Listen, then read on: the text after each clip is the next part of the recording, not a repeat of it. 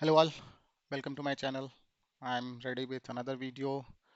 In this video, we will discuss various options which are available for us to run a Spark workload in AWS cloud.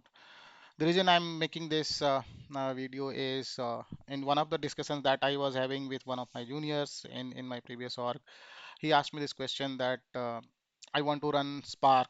I want to try out Spark and I have an AWS account. How I can do that? So I explained him few things, and this blog is something kind of a summary of that particular discussion that I had. So to start with, AWS has many options of running Spark. Uh, Majorly, it is majorly if you talk about Spark on AWS, people will say it is EMR, so which is short for Elastic MapReduce. Although it is this is very funny thing that although its EMR is now generally not being used for Hadoop clusters or a MapReduce paradigm, but its still name is still says EMR. But majorly now this EMR engine is used to run Spark, Flink, Presto, so those kind of workloads. Basically, EMR is a distributed cluster with Yarn as a cluster manager. So that's what basically EMR means. So Spark has, as I was mentioning, Spark has few options of running. AWS has few options of running Spark on its platform. One is EMR, which is on EMR on Yarn. Then we have EMR serverless, which is not running on Yarn. It is on their AWS has custom scheduler, custom resource manager is there, which processes the requests for resource allocation. So that is called EMR serverless. Here we don't have to manage anything. Then we have EMR on EKS, and then we also have an EMR on EKS Fargate. So the difference between EKS and EKS Fargate is in EKS, you maintain the Kubernetes cluster, you maintain the nodes and everything. In Fargate, you don't even maintain the nodes and everything. Everything is taken care by AWS. You only see the containers running directly. There are some limitations, but we will see that. Then we have another option of running Spark on Glue. So Glue is an unified, I will say, analytics compute that AWS provides. It runs Spark. It also can run Ray jobs. So Glue does have support for Ray jobs as well. So we can also run uh, Spark on Glue. There is some difference is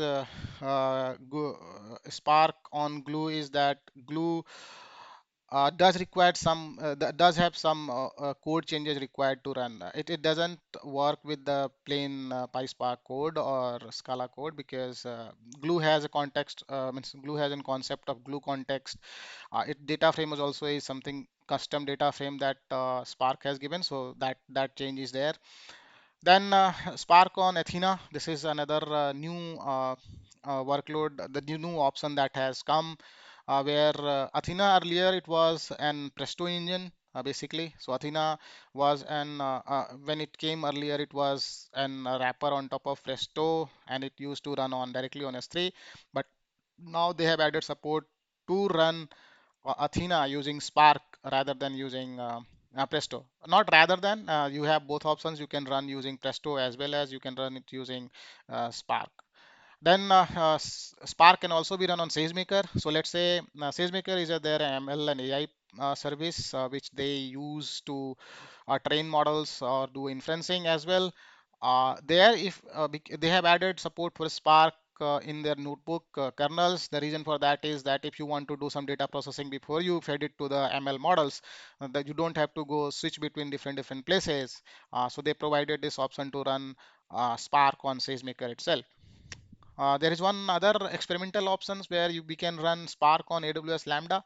So let's say if we have very small use case, this can be a good use case for, let's say if people are using Iceberg and they want to do a table maintenance, for that table maintenance they don't need a full-fledged Spark cluster to run. They can simply run it using a Lambda function directly on the or when it needed.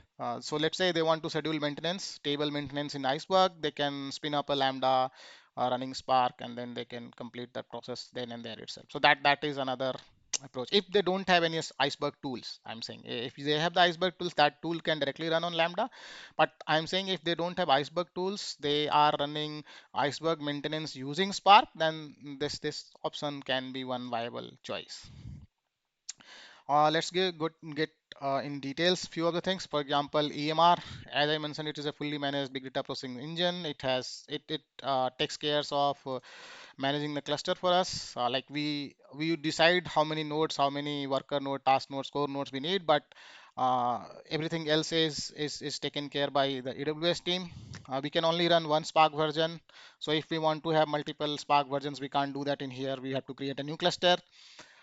We have a maximum control because we get access to the host. We can install binaries in there. We can install packages in there. So that's control wise, and it offers the broadest range of integration because it comes up with like you want Jupyter Hub, Livy, everything is included. You just have to select and then it will get installed.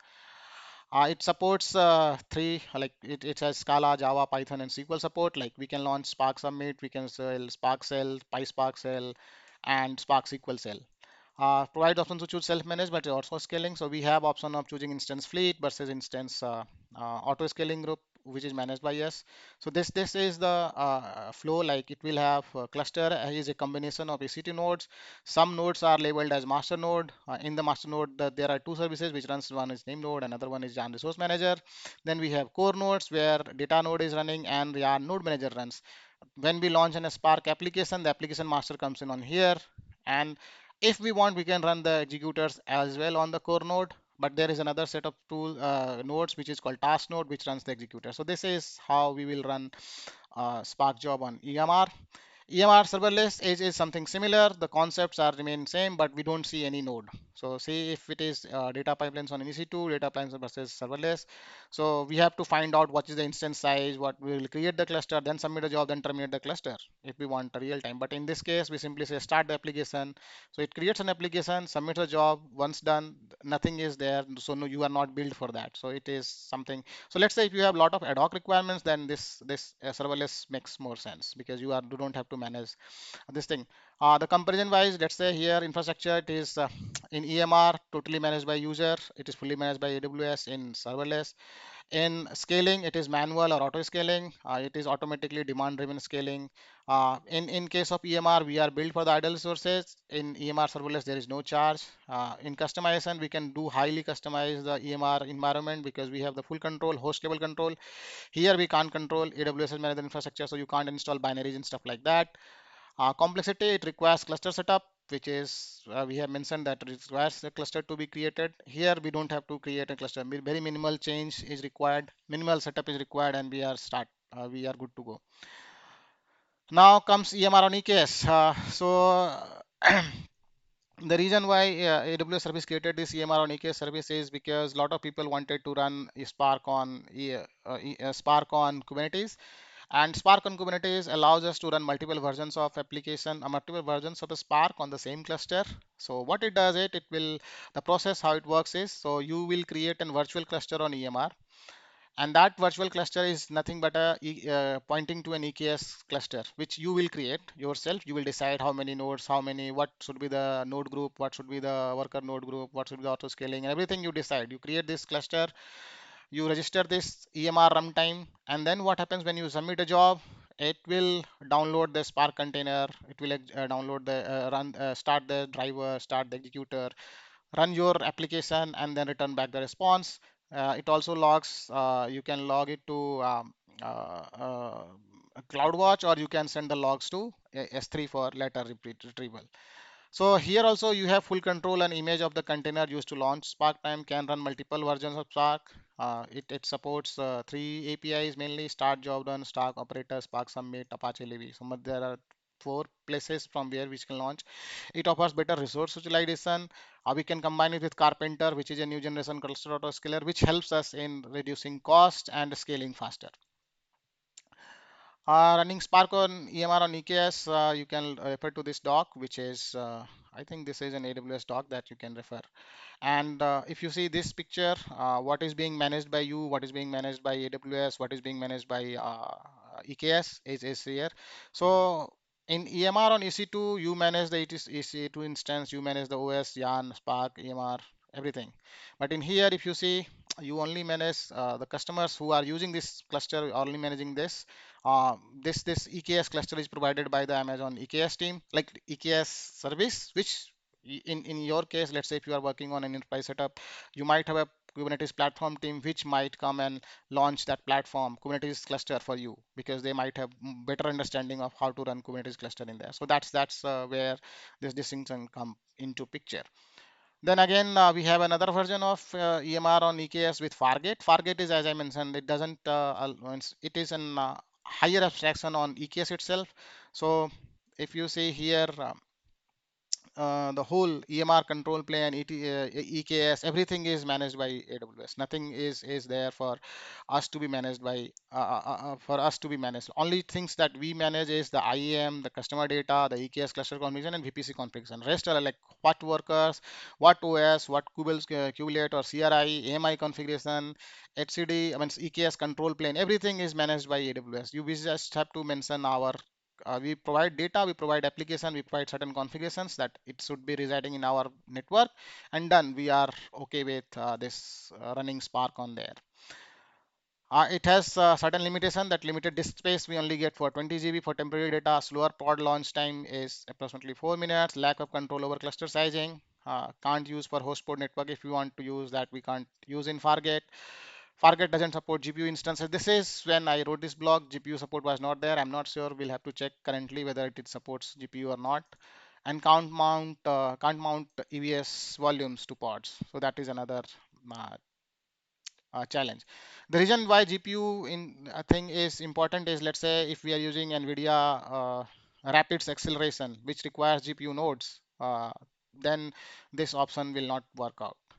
But if you see if we plot complexity and ease of doing sorry, operational overhead versus complexity, you will see serverless has the least amount of complexity, but it has the highest amount of sorry, this is the least amount of complexity. Spark operator has slightly better one, sorry, slightly higher one than EMR EKS. So that's a different ways we a different what we call decision points that we can check.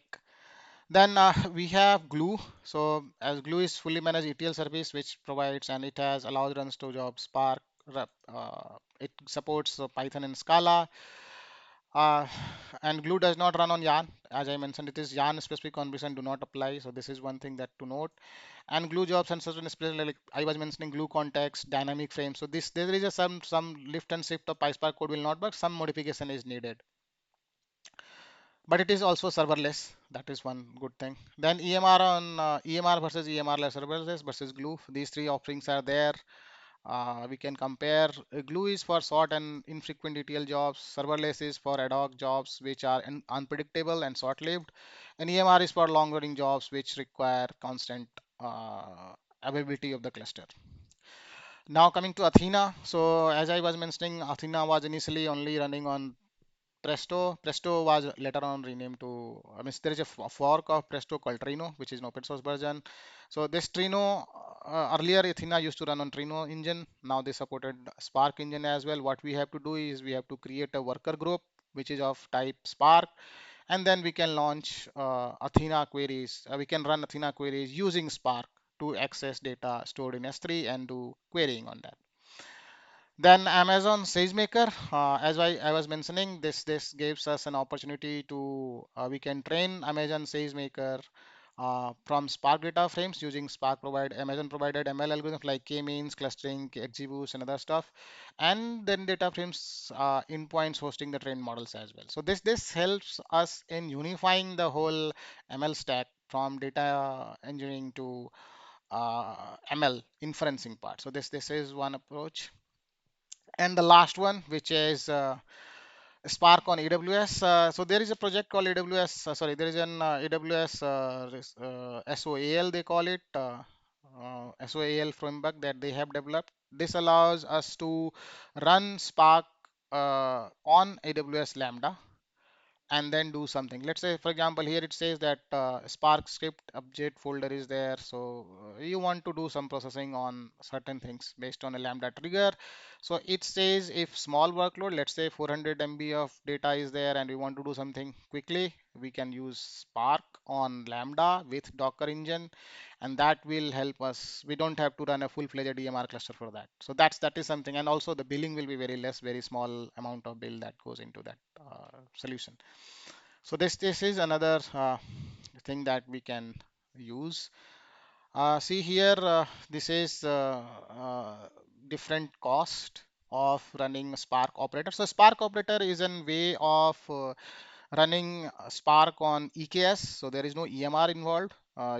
We launch our operator ourselves. We manage the operator. We launch the job, and then we have EMR on EKS, EMR on EC2, and EMR serverless. So, and Spark version which are supported is we can use like Spark operator, we can suit with 3.2, 3.5 in EMR and EKS. EMR and EC2 also has 3.5, EMR serverless supports 3.5. Spark operator was the least version that was supported was 3.2.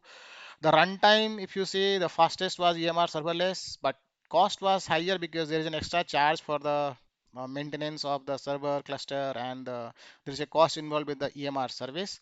The least cost was Spark operator because we are using only the EKS cost, which gets into this picture. EMR on EKS had slightly higher cost, but lower runtime than Spark operator because it had certain improvements done by AWS team. But there is cost because this is running a managed service, so this cost is higher. EMR on EC2 is moderately, like it is almost similar to what EMR on EKS does.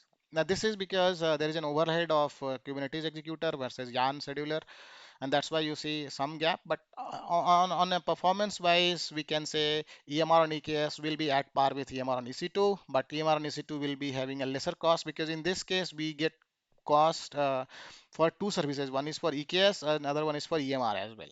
Here EMR and EC2 we get cost for EC2, and then one service fee is for EMR. So whenever we see a managed service, there is a managed fee included with that particular service, and that's why we see a slightly higher cost in these things. So yes, this was all. Uh, these are the various ways we can run Spark workload on AWS.